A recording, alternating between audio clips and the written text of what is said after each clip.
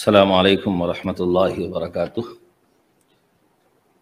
الحمد لولیہ والصلاۃ علی نبیہ اما بعد۔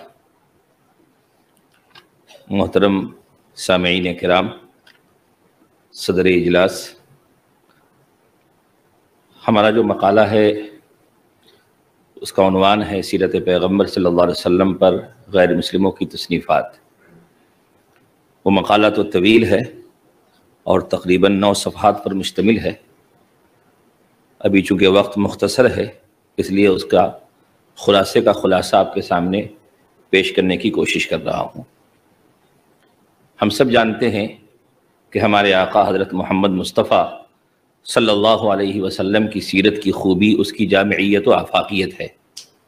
اسی لیے ہر زمانے میں، ہر خطے میں اور ہر زبان میں سیرت کے مختلف پہلوؤں پر مضامین و رسائل اور مختصر اور مفصل کتابیں لکھی گئی، اور لکھنے والوں کی فہرست میں جہاں آپ کے وہ غلامان ہیں جو دامن اسلام سے وابستہ ہیں اور جن کے دل آپ کی عقیدت و محبت سے معمور ہیں، وہیں آپ صلی اللہ علیہ وسلم کی تعریف و توصیف میں سیرت نگاری اور نعت نگاری کا شرف حاصل کرنے والوں میں غیر مسلموں کی ایک کثیر تعداد ہے، اور تاریخ کے صفحات میں یہودیوں اور عیسائیوں کے علاوہ ایک معقول تعداد ایسے ہندو سیرت نگاروں کی بھی نظر آتی ہے جنہوں نے تذکرہ رسول عربی صلی اللہ علیہ وسلم کے ذریعے اپنی تحریر کی حرمت میں اضافہ کیا ہے۔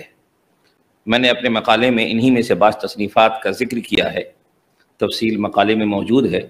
بعض کتابوں کا مختصر تعارف آپ کے سامنے پیش خدمت ہے۔ جو کتاب میرے تعارف میں سب سے پہلے ہے اس کا نام ہے عرب کا چاند۔ سیرت کے موضوع پر غیر مسلموں کی تصنیفات میں عرب کا چاند نامی یہ کتاب بہت اہمیت کی حامل ہے، جو اپنے ادبی اور محققانہ انداز کی وجہ سے ایک قیمتی علمی شاہکار ہے۔ اس کتاب کے مصنف سوامی لکشمن پرساد ہیں، جن کی وفات کم عمری میں سن 1939 میں ہوئی۔ اس وقت ان کی عمر صرف 26 سال تھی۔ وہ علم دوست، اعلیٰ اخلاق والے، حق گو اور دلیر انسان تھے، اور غیر مسلم ہونے کے باوجود اسلامی شاعر سے بہت انسیت رکھتے تھے۔ سوامی جی کی یہ کتاب جس کا نام عرب کا چاند ہے، یہ سیرت کے موضوع پر کسی غیر مسلم کی کتاب ہونے کی وجہ سے علمی حلقے میں مقبول نہیں ہوئی، بلکہ اس سے پہلے کئی غیر مسلم شخصیات نے اس موضوع پر قلم اٹھایا تھا۔ اس کتاب کی مقبولیت کی ایک اہم وجہ یہ ہے کہ صاحب سیرت رسول، صاحب سیرت جناب رسول اللہ صلی اللہ علیہ وسلم سے مصنف کی قلبی وابستگی اور اعلیٰ درجے کی عقیدت اس کی قبولیت کی ایک اہم وجہ ہے۔ جیسا کہ کتاب کی عبارتیں اس کی گواہ ہیں، مثلا ان کی یہ تحریر ملاحظہ کیجیے۔ وہ اس کتاب کے لکھنے کے بارے میں لکھتے ہیں کہ میں نے دنیا کی عظیم المرتبت اور نادر روزگار ہستیوں کے حالات بابرکات کو صفحہ قرطاس پر لانے کا ارادہ کر لیا ہے۔ دنیا کی جلیل القدر ہستیوں میں جن کے اسماء گرامی ہاتھ کی انگلیوں پر شمار کیے جا سکتے ہیں، رحمت للعالمین، شفیع المذنبین، سید المرسلین، خاتم النبیین، باعث فخر موجودات، سرور کائنات حضرت محمد مصطفیٰ احمد مصطفیٰ علیہ الصلاۃ والتسلیم کو کئی اعتبار سے ایک خاص امتیاز حاصل ہے۔ اس لیے میں نے سب سے پہلے اسی قابل تعظیم فخر روزگار ہستی کے حیات مطہرہ کے حالات قلم بند کرنے کا شرف حاصل کیا۔ اسی طریقے سے اس کتاب کی قبولیت کی ایک اہم وجہ یہ ہے کہ یہ کتاب ایک ادبی شاہکار ہے۔ مصنف نے اس کتاب کو زبان کی پختگی و شائستگی، تشبیہ و استعارہ کی فراوانی، اسلوب کی دل آویزی، تخیل کی بلندی اور الفاظ کی کامل مہارت سے اس کتاب کو اپنی مثال آپ بنایا ہے، اور ابتدا میں جو اسلوب اختیار کیا ہے، اختتام تک سارے مضامین کو اسی انداز میں ڈالا ہے۔ میں جب اس وقت یہ مقالہ لکھ رہا تھا اس وقت میرے سامنے جو اس کا نسخہ تھا وہ مکتبہ تعمیر انسانیت اردو بازار لاہور سے شائع ہوا ہے، اور وہ 414 صفحات پر مشتمل ہے۔ اس کتاب کو مصنف نے 2 حصوں میں تقسیم کیا ہے۔ حصہ اول میں مکی دور ہے اور حصہ 2 میں مدنی دور کا ذکر کیا ہے۔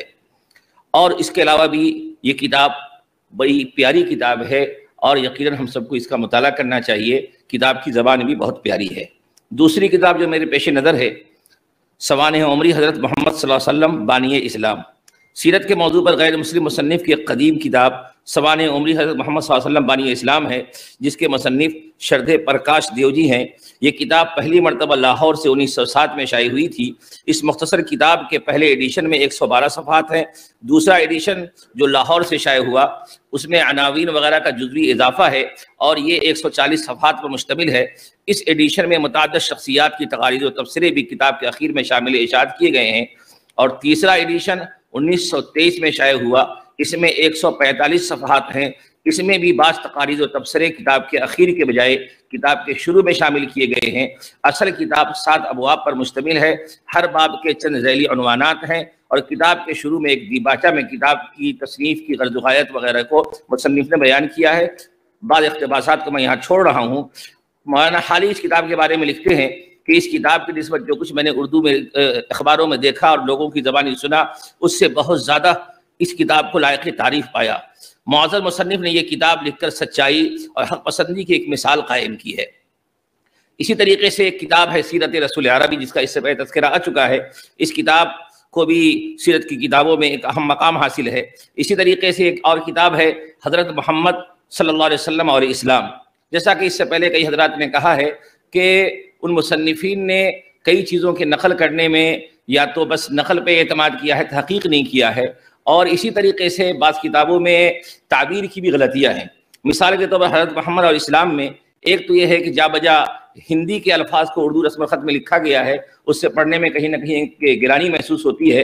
اس کے علاوہ اس کتاب میں بعض جگہوں پر اسلامی اصطلاحات کے فرق کو ملحوظ رکھنے میں بھی خلط ملط محسوس ہوا، جیسے معجزے کو کرامت سے تعبیر کیا، اور دعویٰ یہ بھی کیا ہے کہ محمد صلی اللہ علیہ وسلم نے اپنی زندگی بھر نہ کوئی کرامات، معجزہ یا چمتکار دکھایا اور نہ دکھا سکنے کا دعویٰ کیا۔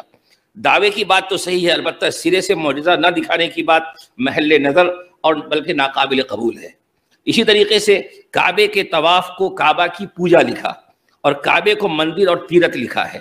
ظاہر سی بات ہے کہ یہ تعبیر اسلامی فکر و عقیدے کے خلاف ہے، کیونکہ ہم سب جانتے ہیں جیسا کہ غالب نے کہا ہے، پرے سرحد ادراک سے اپنا مسجود، قبلے کو اہل نظر قبلہ نما کہتے ہیں۔